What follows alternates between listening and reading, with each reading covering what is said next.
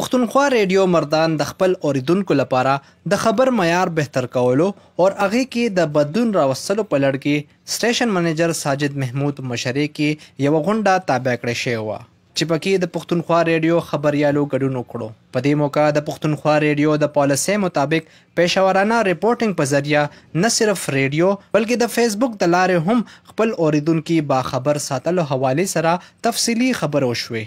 همدغه رنګ د پښتونخوا ریډیو مردان خبریالو افضل ممن، عبدالستار، بخت محمد، امان حبیب او محمد ایوب هم خپل تجاویز سټیشن ډایرکټر ته وړاندې کړل. پښتونخوا ریډیو خبریال او سینیر صحافي عبدالستار خپلو خیالاتو اظهار وکړو او ویل نن چې کوم د پښتونخوا ریډیو مردان کوم میټینګ د ریپورټرز سره وشو، پای کې د سټیشن منیجر د ریپورټرز سره هغه خبرې چې کوم د سوشل میډیا یا د هغې د ویبپاڼه ده په فیسبوک باندې، د هغې نه علاوه د ریډیو پروګرامز لپاره کوم ریپورټینګ و چې هغه به څنګه کوي، هغې کې به بهتري څنګه راځي.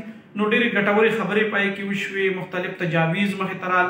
د سټیشن منیجر د اړه باندې هم هغه ریپورټرز ته مختلف هدایت جاري کړل چې هغې به د راتلونکي زموږ کوم ریپورټ سي چې پای کې نور هم بهتري راشي، پای کې نور هم د خپل کتونکو او اورېدونکو لپاره معلومات هغه شامل شي، د هغې د ویډیو چې کوم دی هغه هم کوالټي بهتر شي، بلکې خصوصي طور باندې کنټینټ چې دی چې هغې معیار بهتر شي چې زموږ کوم کتونکي دي اورېدونکي دي هغوی ته معیاري او معلوماتي ریپورټس چې دي هغه مهیا شي.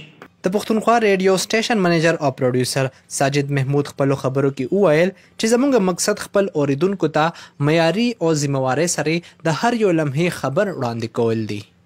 هغه زیاته کړه پښتونخوا ریډیو سټیشن مردان کې موږ د ادارې سره تړلي څومره هم ریپورټرز دي د هغې یوه غونډه کړې وه. هغې غونډه کې موږ د پښتونخوا ریډیو چې څومره هم ریپورټینګ کېږي د هغې معیار مزید بهتر کولو دپاره، هغې کې نور امپرومنټ راوستلو دپاره خبرې اترې وکړې. هغې کې موږ سره زموږ دا سینیر ریپورټرز شرکت وکړو. هغې داسې په دې ریپورټینګ په دې لړ کې موږ غواړو چې موږ خپل معیار هم ښه کړو، ورسره خپل کوریج ایریا هم زیاته کړو. نو هغې سلسله کې ډېرې د کار خبرې وشولې، هغې حوالې سره مختلف انسټرکشن هم موږ یو لیست په جوړ کړو، هغې مطابق به ریپورټرز چې دي ریپورټ تیاري.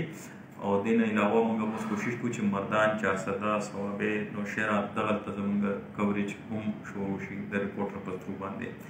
نو دا ډېر اهم دغه دی او دې کې غټ مقصد زموږ دا دی چې څومره هم ریپورټرز زموږ ریپورټس تیاري چې هغې کې د ډېر زیات د ذمهوارۍ نه کار اخلي او چې څومره هم ریپورټینګ کېږي چې د هغې معیار ډېر زیات ښه وي. پښتونخوا ریډیو مردان د اوریدونکو د آګاهۍ او معلوماتو لپاره نه صرف خبرونو بلکې د حالت حاضره پروګرامونو معیار هم بهتر کولو حوالې سره اقدامات کوي. مقصد د خپل اوریدونکو ته د جدید تقاضو مطابق معیاري خبرونه وړاندې کول دي. سید افاق حسین، پښتونخوا ریډیو مردان.